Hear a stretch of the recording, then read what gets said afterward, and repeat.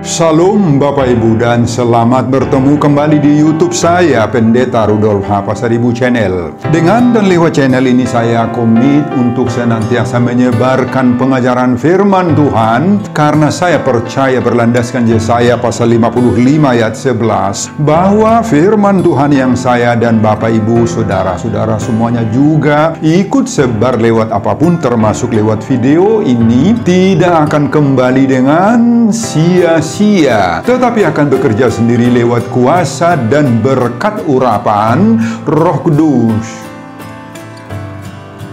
Mari Bapak Ibu, saudara-saudara semuanya, saya ajak membantu saya menyebarkan pengajaran firman Tuhan, khotbah di pertengahan minggu ke-7 sesudah Trinitatis 14 Juli 2024, terambil dari kitab Amos pasal 7 ayat 1-6 dan bacaan dari Injil Markus pasal 6 ayat 14-29, diikat oleh topik atau tema berani menyuarakan kebenaran. Dalam bahasa Batak Toba dituliskan hiras ni roha maka tahun hasito. Saya baca untuk kita, simaklah pembacaan firman Tuhan berikut ini. Khotbah kita terdiri dari dua perikop. Perikop pertama ayat 1-3 berjudul penglihatan pertama belalang. Perikop kedua dari ayat 4-6 berisi penglihatan kedua api. Inilah yang diperlihatkan Tuhan Allah kepadaku. Tampak ia membentuk kawanan belalang. Pada waktu rumput akhir mulai tumbuh, yaitu rumput akhir sesudah yang dipotong bagi raja. Ketika belalang mulai menghabisi tumbuh-tumbuhan di tanah, berkatalah aku, Tuhan Allah, berikanlah kiranya pengampunan. Bagaimanakah Yakub dapat bertahan? Bukankah ia kecil? Maka menyesallah Tuhan karena hal itu tidak akan terjadi, firman Tuhan. Inilah yang diperlihatkan Tuhan Allah kepadaku. Tampak Tuhan Allah memanggil api untuk melakukan hukuman. Api itu memakan habis samudra raya dan akan memakan habis tanah ladang. Lalu aku berkata, Tuhan Allah, hentikanlah kiranya. Bagaimanakah Yakub dapat bertahan? Bukankah ia kecil? Maka menyesallah Tuhan karena hal itu. Ini pun tidak akan terjadi, firman Tuhan Allah.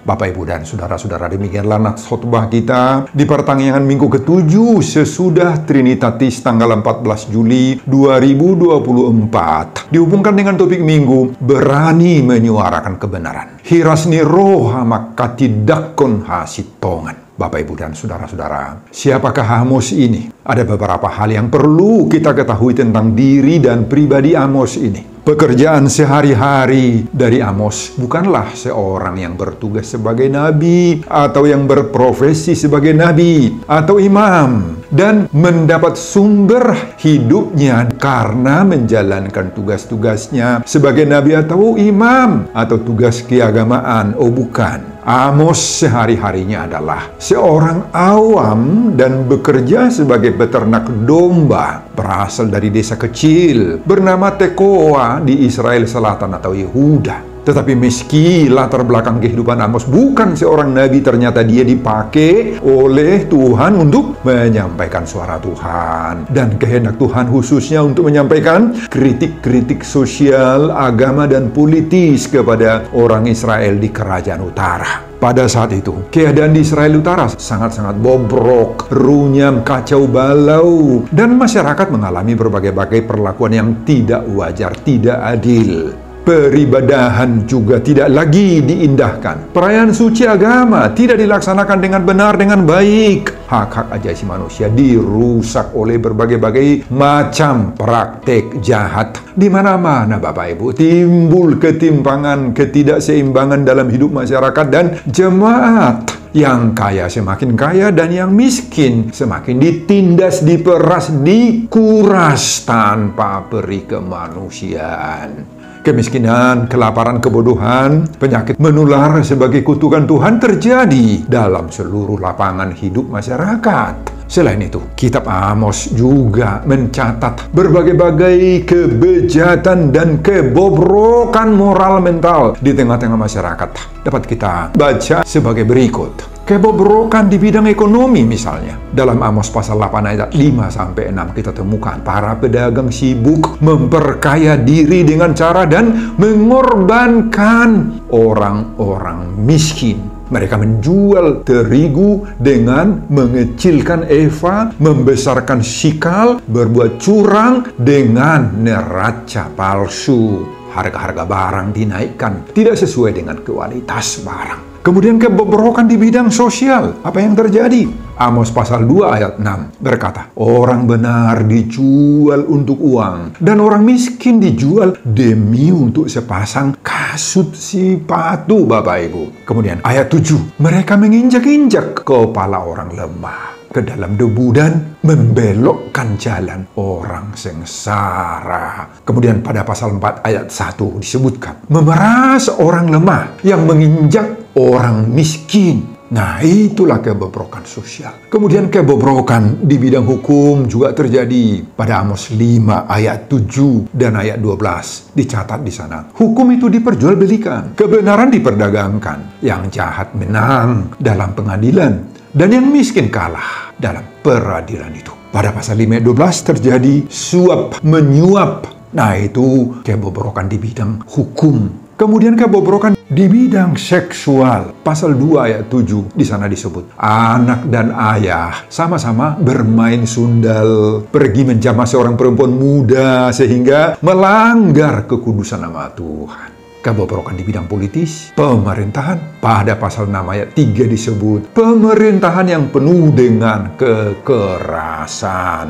Dan yang terakhir, last but not least, kebobrokan di bidang agama. Apa yang terjadi? Pada pasal 5 ayat 1, berkecamuk pelaksanaan ibadah yang berpura-pura. Di sana ditulis, aku membenci, aku menghinakan perayaanmu, dan aku tidak senang kepada perkumpulan rayamu.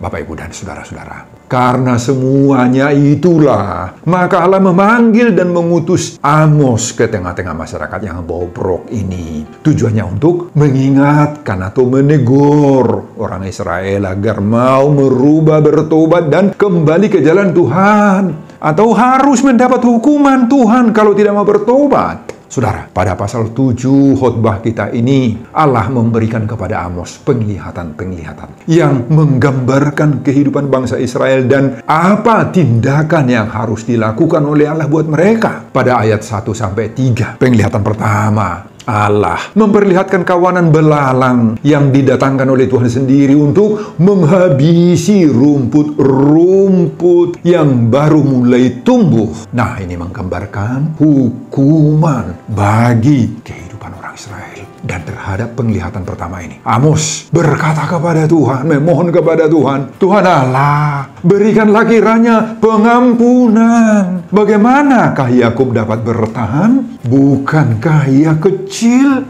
Wah, ini perjuangan daripada Amos. Dan ternyata Allah mendengar permintaan daripada Amos itu sehingga menyesallah Tuhan. Dan hukuman itu ditangguhkan oleh Tuhan. Kemudian pada ayat 4-6, Tuhan kembali memberi penglihatan yang kedua kepada Amos. Berupa apa? Berupa api. Api ini menggambarkan hukuman berikutnya yang akan datang kepada orang Israel. Api itu akan memakan habis samudra raya dan akan memakan habis juga tanah ladang. Di sana Amos berkata, Tuhan Allah, hentikanlah kiranya. Bagaimanakah Yakub dapat bertahan? Bukankah ia kecil? Nah, dan juga menyesallah Tuhan dan kemudian menangguhkan hukuman Tuhan ini. Bapak, Ibu, dan saudara-saudara, khotbah kita saat ini sampai dengan ayat 6. Tetapi pada ayat-ayat berikutnya Tuhan melanjutkan lagi penglihatan kepada Amos. Pada ayat 7-9 kita teruskan sedikit lagi. Tuhan menunjukkan penglihatan yang ketiga di mana Tuhan berdiri dekat sebuah tembok yang tegak lurus. Dan di tangan Tuhan itu ada tali sipat namanya. Tali sipat berguna untuk mengecek apakah bangunan itu tegak lurus atau sudah miring. sebagai tanda bahwa Israel akan diruntuhkan, dirubuhkan karena sudah miring. Itulah hukuman Tuhan bagi mereka. Pada ayat 10-17, Allah menyuruh Amos menemui orang Israel dan para pemimpin-pemimpin agama seperti orang yang bernama Amasya. Amasya adalah kepala imam saat itu. Nah, bagaimana sambutan mereka atas kedatangan Amos ini? Tentu saja banyak dari kalangan masyarakat yang mau mendengar sabda Tuhan yang disampaikan oleh Amos ini banyak. Namun realita lain tidak bisa dipungkiri menunjukkan bahwa pasti kebanyakan dari antara jemaat Israel dan juga para pemimpin agama itu tidak mau mendengar peringatan yang dibawakan oleh Amos. Bahkan yang kita sebut tadi bernama Amasya itu seorang pemimpin para imam. Dalam bahasa kita sekarang, jabatan itu disebut dengan preses, merasa tersinggung dan keberatan untuk mendengar peringatan yang disampaikan oleh Amos. Sehingga dia bereaksi negatif. Amos digertak, diancam agar jangan menyuarakan kebenaran firman Tuhan itu lagi.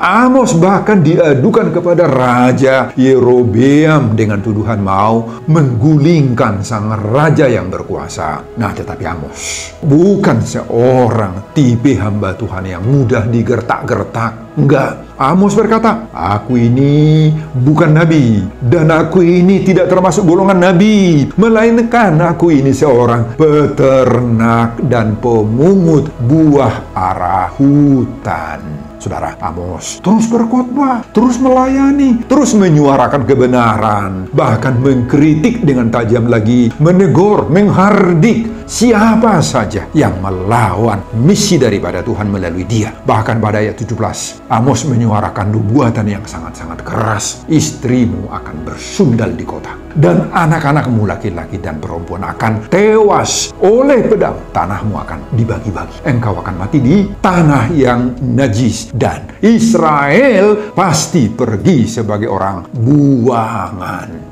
Wah, Bapak, Ibu, dan saudara-saudara, sikap Amos yang kuat dan berpedoman penuh kepada kuasa Tuhan inilah yang menginspirasi topik minggu ke-7 sesudah Trinitas bagi kita. Tanggal 14 Juli 2024, berani menyuarakan kebenaran. Nah, inilah juga yang memotivasi semua orang percaya sepanjang zaman, khususnya kita di saat ini, untuk berani menyuarakan kebenaran itu. Amin, Bapak, Ibu, dan saudara-saudara.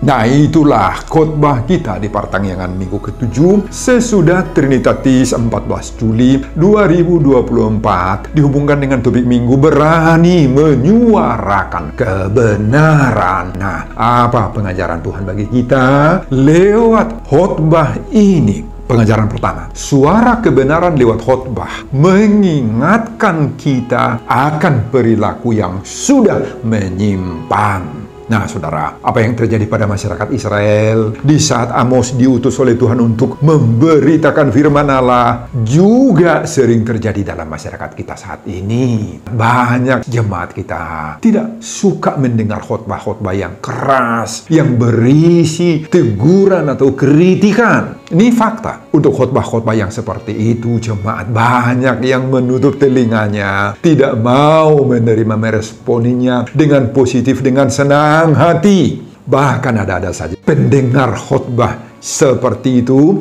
yang menuduh si pengkhotbah itu menembak-nembak jemaat dengan atau lewat khotbahnya yang keras. Suara kenabian gereja dalam bentuk yang seperti itu nggak menarik bagi banyak pendengar atau jemaat. Dan bahkan ada saja pendengar yang menganggap khotbah-khotbah yang seperti itu abal-abal, Bapak Ibu, yang kurang populer, kurang bermutu, kata mereka. Khotbah-khotbah yang menarik dan disukai oleh kebanyakan jemaat di zaman sekarang ini lebih menghendaki khotbah-khotbah yang membuat pendengarnya bagaimana? Tertawa, ada lucu-lucunya apabila berisi cerita yang viral dan berbagai-bagai ilustrasi lainnya.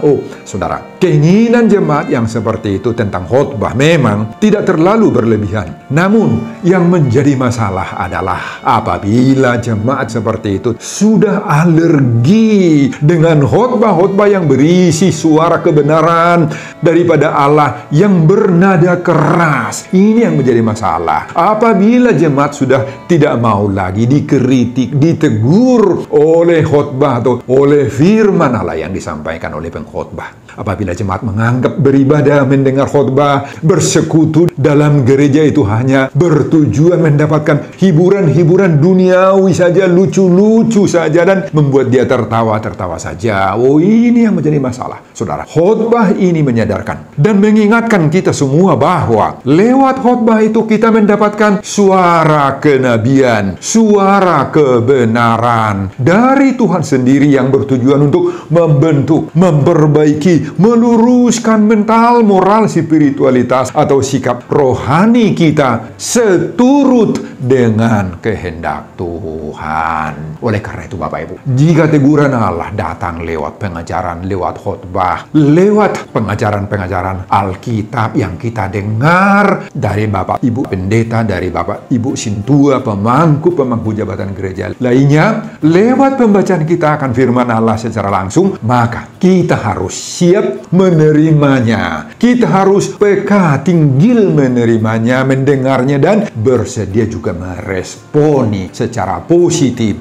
dalam hidup kita. Jika pun ada tamparan keras dari suara kebenaran Allah itu kepada kita, nah, responilah itu dengan sikapmu yang positif. Lapang dadalah kita menerimanya. Sebab itu akan mencegah kita terpapar lebih dalam lumpur dosa kita. Maka gunakanlah setiap khotbah-khotbah itu menjadi kesempatan yang baik dari Allah untuk mendorong kita bertobat, berubah. Siapapun kita, khususnya para pemberita firman Allah, berani menyuarakan kebenaran. Hiras niroha maka tindakon hasitongan sangat-sangat dibutuhkan saat ini. Sebagaimana topik minggu ke-7 sesudah Trinitatis. Amin Bapak Ibu dan saudara-saudara. Pengajaran kedua, dalam menyuarakan kebenaran, jadilah pribadi yang mengasihi sesama. Saudara, sebagaimana dalam awal penjelasan khotbah ini, Amos itu mengakui dirinya bukan berasal dari golongan nabi atau imam,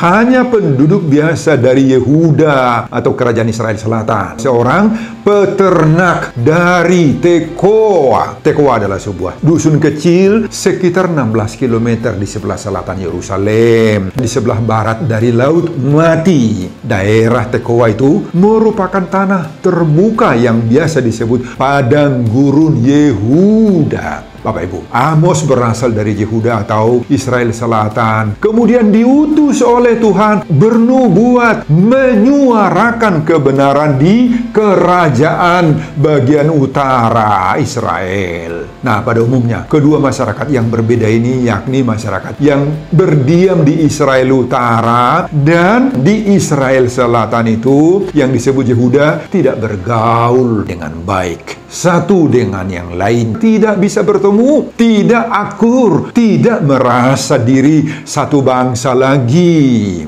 Nah, Bapak Ibu dan saudara-saudara, bisa kita bayangkan sekarang bagaimana hatinya, pikirannya, perasaan atau batin daripada Amos saat mendapat panggilan ini untuk menyuarakan suara kebenaran ke Israel Utara yang tidak merasa satu kaum lagi dengan dia. Pasti penuh dengan tantangan toh. Namun Bapak Ibu dan saudara-saudara, semua pengalaman pahit dan perasaan serta tantangan itu tidak membuat Amos mencari-cari alasan menolak panggilan dan pengutusan Tuhan. Oh tidak. Dalam khotbah ini kita baca, setiap kali Tuhan memperlihatkan tindakannya untuk menjatuhkan penghukuman atas bangsa Israel, ternyata Amos selalu saja berulang kali memohon belas kasihan daripada Tuhan agar penghukuman itu dibatalkan oleh Tuhan. Pada ayat 2, Amos memohon, Tuhan Allah, berikanlah kiranya pengampunan. Bagaimanakah Yakub dapat bertahan? Bukankah ia kecil? Nah, ini kata-kata daripada Amos. Demikian juga pada ayat 5, Amos lagi-lagi memohon, Tuhan Allah, hentikanlah kiranya. Bagaimanakah Yakub dapat bertahan? Bukankah ia kecil? Oh Bapak Ibu, Tuhan pun berulang kali membatalkan tindakan penghukumannya itu. Kita lihat di sini, pribadi Amos yang penuh dengan kasih kepada sesamanya. Selain itu kita lihat juga pribadi Tuhan yang begitu kasih, yang mau meninjau, mau membatalkan penghukumannya atas permintaan hamba yang setia itu, yakni Amos. Sikap Amos yang berhati tulus, penuh kasih, dan kerelaan memperjuangkan sesamanya. Meskipun ada akar-akar pahit di dalam kehidupan mereka di masa lalu, Amos membuka hatinya membantu sesamanya, Bapak Ibu. Oh, mari belajar dari pribadi Amos yang mau menunjukkan empatinya kepada orang-orang Israel meski selama ini sudah berseberangan dalam berbagai-bagai hal. Amos tidak tega melihat orang lain dihukum Tuhan. Dengan kesungguhannya ia terus berjuang memohon belas kasihan dan pengampunan daripada Tuhan. Saudara, saat ini kita juga menerima panggilan seperti Amos untuk mau memperjuangkan teman-teman kita, saudara-saudara kita yang mungkin dalam banyak hal kita berseberangan, tidak satu ide, tidak satu konsep, atau tidak satu pemikiran. Apabila mereka butuh topangan doa kita, mari kita buka hati kita untuk memperjuangkan mereka juga, Bapak Ibu, supaya mereka lepas dari berbagai-bagai siksaan atau penderitaan-penderitaan itu. Amin, Bapak Ibu. Mau kita untuk mendoakan mereka? Pengajaran ketiga, menyuarakan suara kebenaran selalu mendapat tantangan keras. Teruskan, saudara, suruhan agar berani menyuarakan kebenaran sebagaimana topik minggu ini berlaku buat kita semuanya. Baik dia sebagai hamba-hamba Tuhan, pemangku jabatan gerejawi, ataupun anggota jemaat biasa, ruas nihuri, ya Bapak Ibu. Berlaku ini untuk kita semua. Semua kita harus mau menyuarakan kebenaran dengan berbagai-bagai cara. Mungkin saja dengan menegur, mengkritik kekurangan-kekurangan orang lain, tetapi dengan penuh kasih. Bisa saja kepada teman, saudara, keluarga, dan bahkan kepada para petugas-petugas gereja sekalipun kita alamatkan teguran kita itu untuk memperbaiki keadaan kondisi yang kita lihat perlu diperbaiki. Saudara, menyampaikan suara kebenaran lewat teguran itu memang bukan sesuatu perkara yang mudah itu. Tidak semua orang yang mau menerima teguran itu, meskipun itu sebagai pernyataan kasih si penegur, sehingga yang ditegur itu mau membuka hatinya untuk menerima dengan sukacita. Oh, tidak mudah untuk mendapatkan orang seperti itu. Kebanyakan orang malah menjadikan teguran itu menjadi masalah nantinya, menganggapnya sentimen pribadi, dan bahkan menuduh kita yang menegur itu mencampuri urusan pribadinya, sehingga menimbulkan dendam yang berbuntut panjang, Bapak Ibu. Nah, disinilah kita belajar menyampaikan suara kebenaran dalam bentuk teguran, kritikan itu dengan lembut, dengan halus. Jangan terkesan hendak menghakimi. Lebih daripada itu, hendaklah kita menyampaikannya dalam kasih dan dengan penuh hikmat, dibarengi perasaan persaudaraan. Saudara, selain itu, persiapkanlah hatimu juga untuk menyadari dan siap menerima konsekuensi yang tidak menyenangkan hatimu apabila suara kebenaran Allah yang kita sampaikan itu, yang berisi teguran itu, tidak selalu akan diterima dengan sukacita atau dengan senang hati oleh si pendengar kritikan kita itu. Nggak selalu, Bapak Ibu, tapi mari kita buka hati kita untuk menerima. Bahkan mungkin saja kita itu akan ditolak, atau bisa saja kamu akan dicaci maki atau diteror. Tetapi mari kita belajar dari pengalaman Amos dalam khotbah kita ini, bahwa seberat apapun risiko yang harus dihadapinya, kita hadapi di saat menyampaikan firman Allah yang begitu keras mungkin tidak membuat kita ciut nyali rohani kita seperti Amos. Jangan membuat hati kita mundur dari tugas perutusan Allah itu, Bapak Ibu. Amos memiliki keyakinan bahwa yang dibawakannya atau yang disuarakannya itu bukan keinginan pribadinya, kehendaknya, Tidak ada dorongan emosional dalam dirinya untuk membawakannya. Dia membawakan suara Tuhan, kehendak Tuhan. Nah, oleh karena itu dia memiliki keteguhan dan kesungguhan hati mau tunduk hanya kepada rencana Tuhan. Nah, inilah pelajaran yang amat berharga bagi kita Bapak Ibu, para pendengar khotbah ini. Di zaman now, zaman sekarang, bahwa kitalah semua nabi-nabi Tuhan di masa kini. Kitalah Amos masa kini di tengah-tengah kehidupan kita. Sama seperti Amos di sini yang adalah kaum awam, peternak, tukang kebun, petani biasa. Dia dipakai oleh Tuhan menyuarakan kebenaran Allah. Nah, seperti itulah diri kita, diri Bapak Ibu dan saudara-saudara, terutama jemaat biasa. Sekali lagi, kita juga diutus oleh Tuhan sebagai nabi-nabi Tuhan di masa kini. Meskipun mungkin akan ada yang menolak kita, ada yang menyerang kita, ada yang memberi kritik-kritik busuk, bahkan menteror kita sekali lagi, tetapi kita tidak boleh kalah semangat, tidak boleh surut untuk menyuarakan kebenaran itu, sekecil apapun suara kebenaran yang kita bawa itu. Amin Bapak Ibu dan saudara-saudara, dalam kondisi yang bagaimanapun kita saat ini, maka tetaplah selalu berani menyuarakan kebenaran. Hiras niroha maka tidak konhasitongan, sebagaimana topik minggu ke-7 sesudah Trinitatis 14 Juli 2024. Amin Bapak Ibu dan saudara-saudara. Sebelum saya mengakhiri khotbah ini kembali, saya mengajak Bapak Ibu dan saudara-saudara untuk membantu saya menyebarkan pengajaran firman Tuhan khotbah di pertangyangan minggu ke-7 sesudah Trinitatis 14 Juli 2024 dari Amos pasal 7 ayat 1-6 ini, agar semakin banyak orang yang berani menyuarakan kebenaran. Hiras niroha maka tidak konhasitongan, termotivasi lewat khotbah ini. Simak juga video-video khotbah saya yang lain agar Bapak Ibu dan saudara-saudara memiliki sentuhan dan pemahaman rohani yang semakin diperkaya. Buka di YouTube saya, Pendeta Rudolf H. Pasaribu Channel. Selamat mengikuti ibadah pertangyangan minggu ke-7 sesudah Trinitatis. Tuhan Yesus memberkati kita. Salam Horas. Amin. Bapa, terima kasih untuk firman-Mu yang dibawakan oleh Amos kepada orang Israel dan juga saat ini kepada kami. Ada banyak orang yang menolak Tuhan. Ada banyak orang yang tidak mau memberi perhatiannya atau mengabaikan suruhan pesan Tuhan. Oleh karena itu, izinkan kami Tuhan memiliki keberanian untuk menyampaikan kebenaran-kebenaran suara Tuhan lewat berbagai-bagai cara. Berikan kami hikmat supaya suara kebenaran yang akan kami sampaikan itu dapat kami laksanakan, dapat kami sampaikan, dan dapat berbuah pertobatan dan pengenalan diri. Terima kasih untuk firman yang mengingatkan kami saat ini. Terpuji nama-Mu di dalam nama Yesus. Berkati hamba-Mu dalam mempersiapkan khotbah-khotbah berikutnya dan semuanya bagi kemuliaan hormat nama Tuhan Yesus Kristus. Amin.